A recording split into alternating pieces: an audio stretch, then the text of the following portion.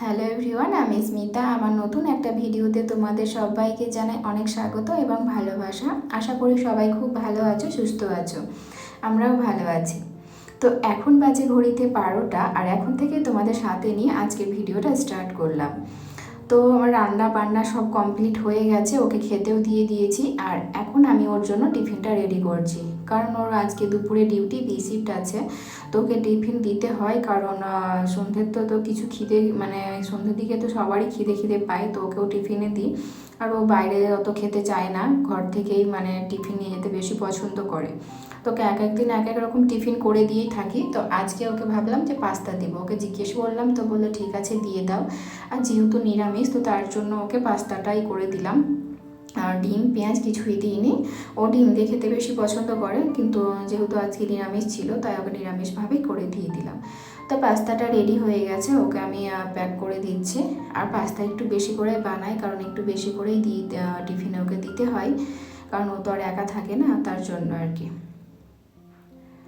তো ওকে tiffin ready করে দিয়েছিলাম, আর তারপর ও আবার ডিউটি বেরিয়ে গেছিলো। তারপরে এইদিকে দেখো মেয়ের কাণ্ড, গান চালিয়ে আমার নাইটি পরে ও ডান্স করবে, তাই ওই সেই করছে। তো ওইদিকে মেয়ে ওই বদমাইশি করছিল, তো আমি ভাবলাম তাহলে এই রুমটাই গুছিয়ে নিই, কারণ সকাল থেকে গুছানোই হয়নি। কারণ বাবা মেয়ে যখন থাকে তখন তো সব কিছুই উলট পালট করে দেয়, তো তার জন্য ও ডিউটি যাওয়ার পরে, কারণ যখন ওর বিসিপ থাকে তখন ও ডিউটি যাওয়ার পরে আমি ঘরটাকে একটু গোছানোর চেষ্টা করি, কারণ জানি যতক্ষণ থাকবে ততক্ষণ ঘর কিন্তু আমার এলোমেলোই থাকবে।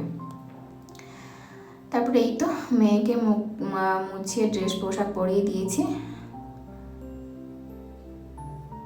আর আজকাল ও খুব একটু দুষ্টুমিটা বেশিই করছে, তো মেয়েকে পাশের রুমে রেখে তারপরে এই রুমটাও গুছিয়ে নিচ্ছি। আর যেহেতু আজকে আমার একটু হাতে সময় আছে, তো তাই ভাবলাম যে না, রান্না বান্না কমপ্লিট হয়ে গেছে, ওর বড় ডিউটিও চলে গেছে, তো কিছু সময় আছে, তো আজকে ঘরটা একটু গুছানোর পরে মুছিয়ে নিই। তো আমার ঘর মোছার না কোনো মানে পরিষ্কার করার কোনো টাইম থাকে না, যে না আমি এই দিনে করব বা রোজ আমি ঘরটা মুছে দিই, সেটাও না। যখন আমি টাইম পাই তখনই কিন্তু ধুলোগুলো মুছে দিই, আর যখনই চোখে পড়ে তখনই মুছে দিই। আমার কোনো টাইম থাকে না যে না টাইম ধরে আমাকে মুছতে হয়, যেহেতু আমার ছোটো বাচ্চা থাকে, তারপরে ওর ডিউটি থাকে, তো রান্না বান্না প্লাস টিফিন থাকে, তো সেই কারণে আরও।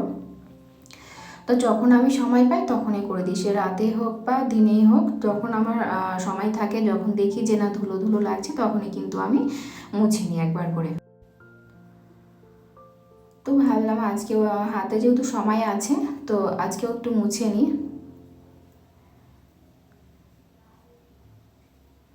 মাঝে মাঝে আমি ঘরটা ডিপ ক্লিনও করে থাকি, কারণ জানোই তো, কারণ আমার রুমটা এত যে মেন রাস্তার ধারে সেও না, তারপরেও জানি না কোথা থেকে এত ধুলো যে ঘরে এসে হাজির হয়, মানে কিছুই বুঝতে পারি না।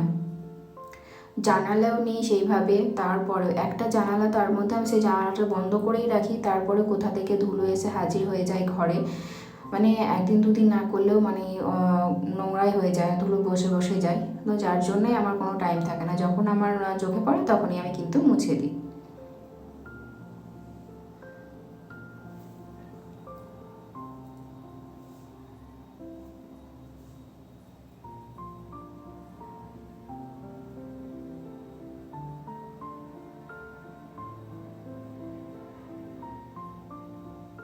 তো ঝাড়টার কমপ্লিট করেছি, আর এইদিকে মেয়েকে আমি বসিয়েছি, তো ও ফোন দেখছে, আর সাথে ওকে পাস্তা দিয়েছি খেতে, তাই ও খাচ্ছে আর ফোন দেখছে বসে বসে। তো ঝাড়টা দেওয়ার পরে তারপরে ভাবলাম যে না, ফ্রিজটা তো মোছা হয়নি, তো তাই ফ্রিজটা একটু মুছে দিলাম। ফ্রিজটা আমাকে বেশিরভাগ ডেলি মুছতে হয়, কারণ মেয়ে খাবার হাতে খাবার খেতে খেতে কখনো ফ্রিজ ধরে নেয় বা ফ্রিজ খোলে, তো তার জন্য। তো তারপরে খাওয়া দাওয়া করে একটু রেস্ট করে নিয়েছিলাম, আর 4টা বেজে গেছে। তারপরে এই তো মেয়েকে রেডি করে টিউশনে দিতে যাচ্ছি, কারণ 4টা থেকে ও টিউশন থাকে, 4টা থেকে 5:30। তো মেয়েকে টিউশন দিয়ে ঘরে চলে এসেছি। তো ভাবছি আজকে বানাবো পিঠে, কারণ বেশ কিছুদিন হয়ে গেল থেকে বলছে, আমার বর বলছে যে পিঠে বানাও, পিঠে বানাবে বললে। তো তো পিঠে জানো তো বানাই হচ্ছে না, ভাবছি বানাবো কিন্তু হচ্ছে না। তার মধ্যে মাঝে শরীরটা খারাপ হয়ে গেছিলো, জ্বর ঠান্ডা, যার কারণে আরও বানানোই হয়নি। তো ভাবলাম আজকে যেহেতু সময় আছে অনেক হাতে, তো বানিয়ে নিই। তো এইসব কাজগুলো না মানে মেয়ে থাকলে তো হয় না, ও শুধু দুষ্টুমি করে। তো ভাবলাম যেহেতু মেয়েকে টিউশনে দিয়ে এসেছি, তো বাকি এই কাজটা আমি এগিয়ে রাখি, তাহলে আমার সুবিধা হবে। তো ওইকে দুধটা না গরম করতে বসিয়েছি। আগের দিনই এনেছিলাম, তো জাল দিয়ে রেখেছিলাম, তো আবার ওটা গরম করতে বসালাম, কারণ ফ্রিজ থেকে বের করে না সাথে সাথে গরম হতে চায় না। তো তারপরে আমি দুধটা গরম করতে বসে নারকেলটা কুড়িয়ে নিয়েছিলাম। আর এই তো খোয়া আর নারকেল দিয়ে পুর যেহেতু করবো তার জন্য আর একটু দুধ দিয়েই করব, কারণ জল অ্যাড করব না। তো দুধ দিয়ে নারকেল আর খোয়ার পুরটা রেডি করে নেব।